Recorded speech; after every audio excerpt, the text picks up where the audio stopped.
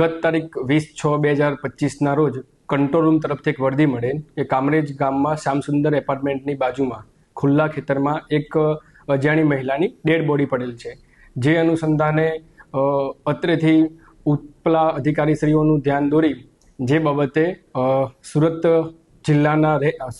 રેન્જના range IC Shri Premvirsinh sir તથા સુરત ગ્રામ્ય જિલ્લાના નાયબ પોલીસ મહાનિરીક્ષક શ્રી હિતેશ જોઈસર સાહેબની સૂચના અનુસાર સુરત ગ્રામ્યના કામરેજ ડિવિઝનના ડીવાયએસપી શ્રી આર સરવૈયા સાહેબ દ્વારા એલસીબી તથા કામરેજ પોલીસ સ્ટેશનની અલગ અલગ ટીમો બનાવી સદર બનાવવાળી જગ્યાની મુલાકાત લીધેલ તથા સદર અજાણી મહિલાની ઓળખ માટે અલગ અલગ ટીમો બનાવી પ્રયત્નો કરતા એ બાબતે બાજુમાં શ્યામસુંદર એપાર્ટમેન્ટમાં બીજા માળે ફ્લેટમાં રહેતા તૃપ્તિબેન પ્રવીણભાઈ ચુડાસમા જેઓ મળતા તેમની પૂછપરછમાં સદર મરણ જનાર મહિલા તેઓની સગી માતા હોવાનું ધ્યાનમાં આવેલ. જે બાબતે સદર તૃપ્તિબેન નાઓની પૂછપરછ કરતા તેઓએ પોતાની ફરિયાદ હકીકત જણાવેલ કે આજથી 5 વર્ષ પહેલા લીંડિયાત ગામમાં જ્યારે તૃપ્તિબેન તેમના મરણ જનાર માતા એમના પિતા તથા અન્ય સંતાનો સાથે લીંડિયાત ગામમાં શાકભાજીનો ધંધો કરતા તે સમયે ધીરુભાઈ કરીને જે ધીરુભાઈ લક્ષ્મણભાઈ ચુડાસમા નામનો ઈસમ જે પોતે પણ શાકભાજી અને ફ્રૂટનો ધંધો કરતો હોય અવારનવાર તેઓના ઘરે આવતો જ હતો. ત્યાર પછી તે તેના પપ્પા જોડે ઉછીના પૈસાની પણ લેવડ દેવડ કરતો અને તેની મમ્મી જોડે ક્યારેક ફોન પર વાત કરતો.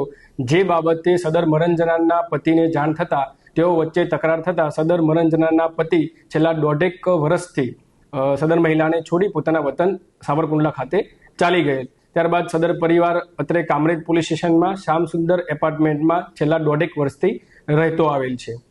ત્યારબાદ પણ સદર આરોપી ધીરુભાઈ લક્ષ્મણભાઈ ચુડાસમા દ્વારા સદર મહિલાનો અવારનવાર સંપર્ક કરી ઘરે મળવા આવતા તથા અમુક અંતરે તેઓનો ઝઘડો થતાં સદર મહિલાને મારતા હોવાની પણ હકીકત ધ્યાનમાં આવેલ. જે બાબતે સદર મરણ જનારની દીકરી તૃપ્તિબેન પ્રવીણભાઈ ચુડાસમા નાઓની મર્ડરની ફરિયાદ દાખલ કરી સદર ફરિયાદમાં શકમંદ જણાવેલ ઈસમ ધીરુભાઈ લક્ષ્મણભાઈ ચુડાસમા નાઓની એલસીબી તથા કામરેજ પોલીસ સ્ટેશનની ટીમ દ્વારા યુક્તિ પ્રયુક્તિથી પૂછપરછ કરતા સદર આરોપીએ કબૂલાત કરેલ કે ગત તારીખ 20/6/2025ના સાંજના 8:30 થી 9 વાગ્યાના આશરામાં સદર મરણ જનાર મહિલાને તેઓને મળવા માટે ધાબા પર બોલાવેલ.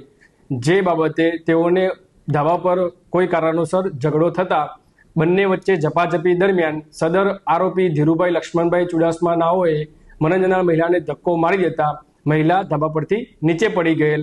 તે નીચે પડી જવાના કારણે તેઓને જે ઈજા થયેલ તેના કારણે સદર મહિલાનું મૃત્યુ નિપજેલ. આર્ય કન્યા ગુરુકુળ પોરબંદર 90 એકરમાં ફેલાયેલો વિશાળ ધોરણ 5 થી લઈને 12 સુધીનું ઉચ્ચ ગુણવત્તાયુક્ત શિક્ષણ પ્રદાન કરતું ગુરુકુળ. સ્થાનિકની કન્યાઓ માટે કેજીથી લઈને ધોરણ 12 સુધીના શિક્ષણની સુવિધા. અહીં ગુજરાતી અને અંગ્રેજી માધ્યમો પણ ઉપલબ્ધ છે. ગુરુકુળમાં કોમર્સ અને આર્ટ્સના વિષયોમાં ગ્રેજ્યુએશન સુધીના અભ્યાસક્રમની વ્યવસ્થા પણ છે. અભ્યાસની સાથે સાથે વ્યવસાયિક અભ્યાસક્રમો પણ વિદ્યાર્થીઓને પૂરા પડાઈ રહ્યા છે.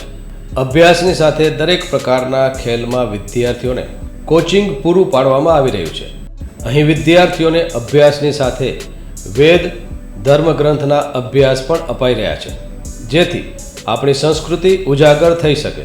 ગુરુકુળમાં અત્યાધુનિક ઢબે શિક્ષણ અપાઈ રહ્યું છે, જેથી છાત્રાઓ સમય સાથે તાલ મિલાવી શકે.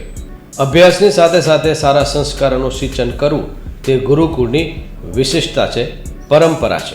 આર્ય કન્યા ગુરુકુળ પોરબંદરમાં આપની દીકરીઓના એડમિશન માટે આજે જ સંપર્ક કરો 8258 0 30 33 8258 0 40 40 4.